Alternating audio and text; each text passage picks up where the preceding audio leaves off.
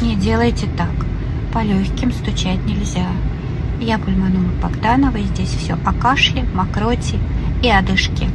Если вы складываете ладошку подушечкой и отстукиваете легкие, таким образом пытаетесь вывести мокроту, или ребром ладони отстукиваете грудную клетку, пытаясь здесь вывести мокроту, то вы совершаете большую ошибку.